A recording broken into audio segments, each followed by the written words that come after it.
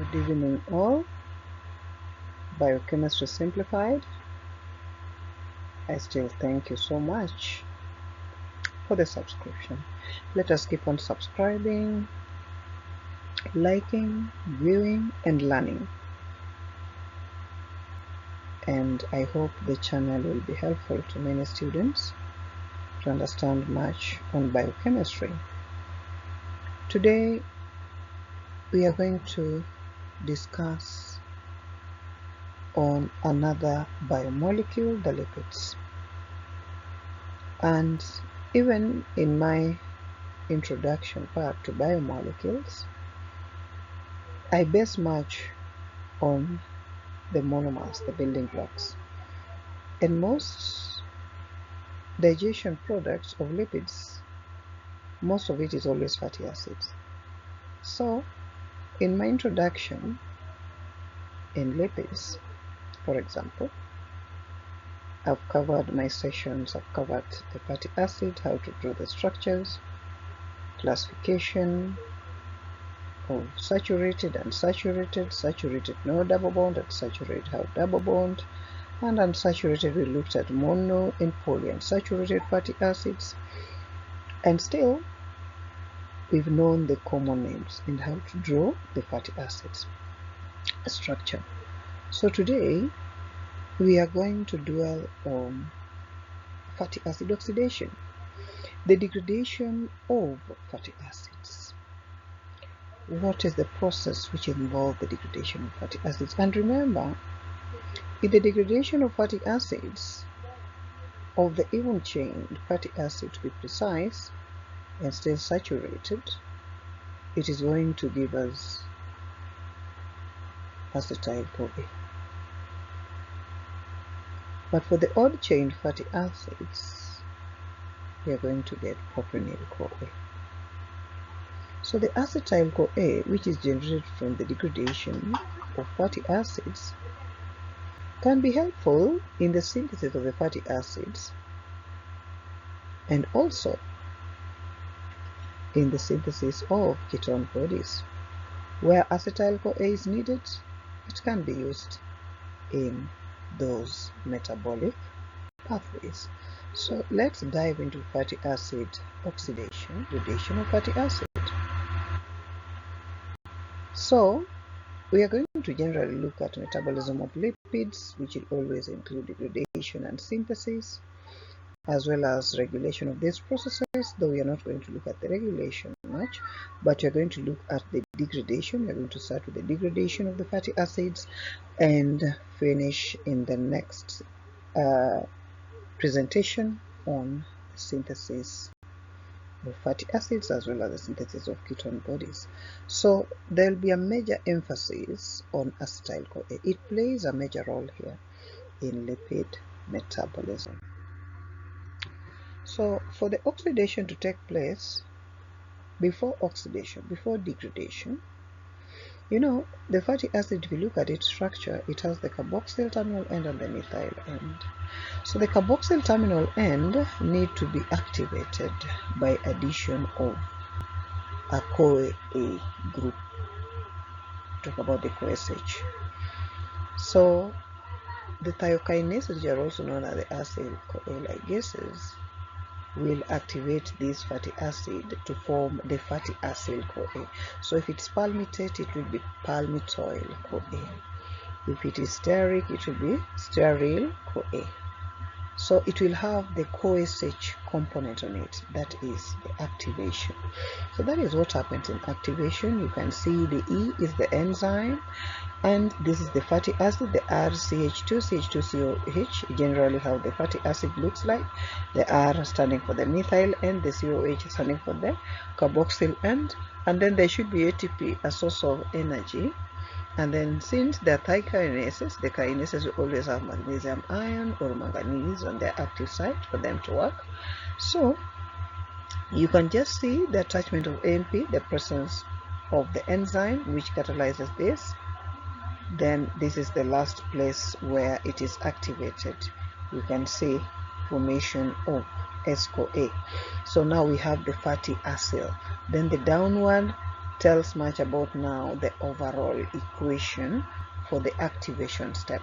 So first we have to activate our fatty acid by adding a co-SH group. The second step is, after the activation of the fatty acid, there is a protein, a carrier protein.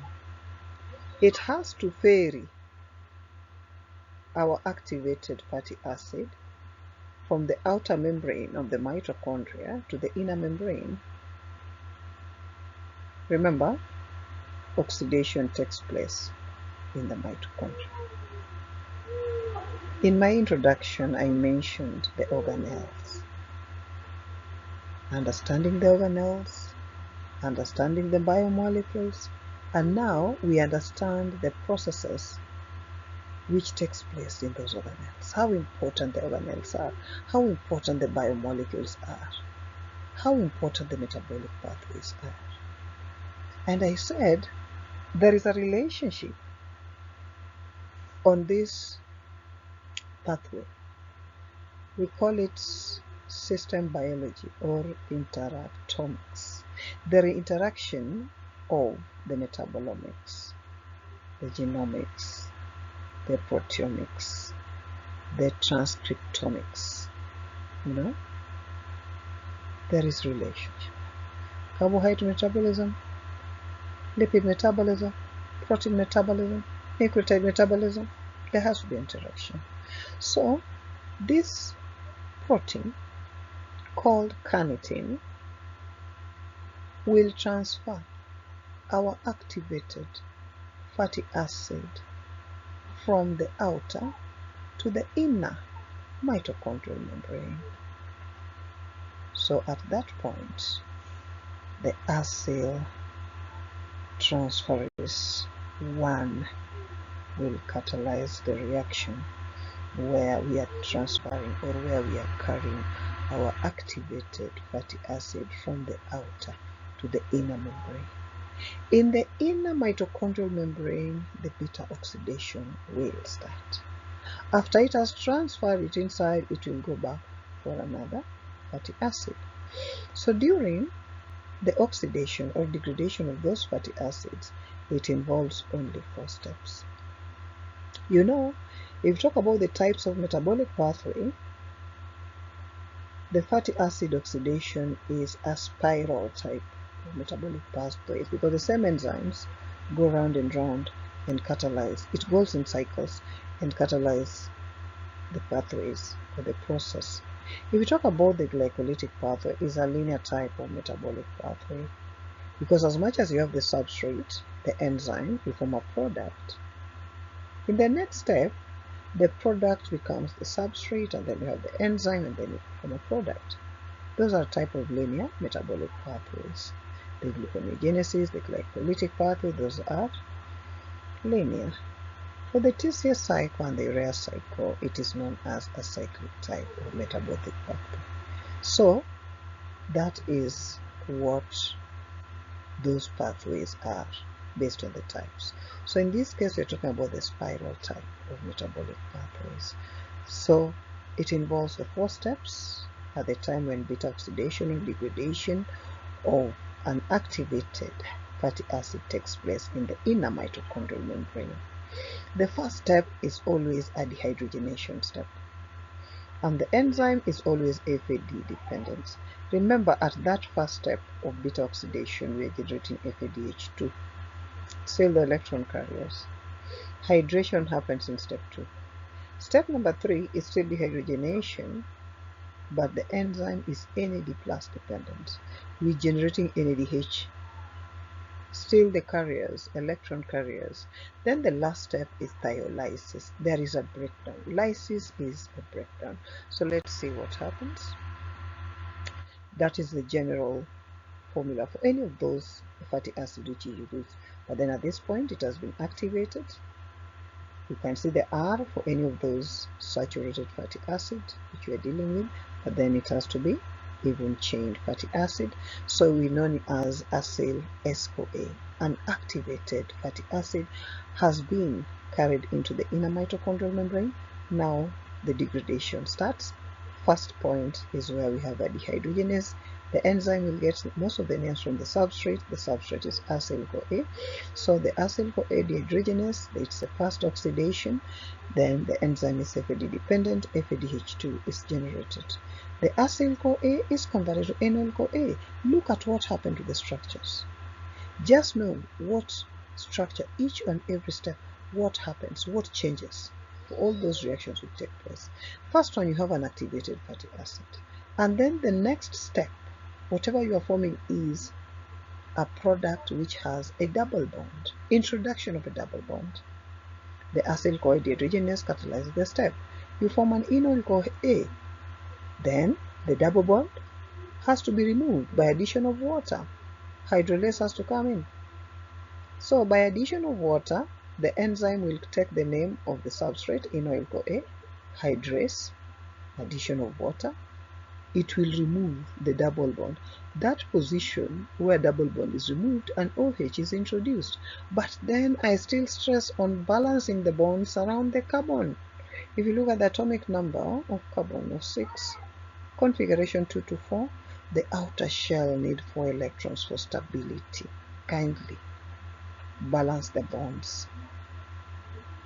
Then the third step, another oxidation. NAD dependent enzyme, NADH is generated.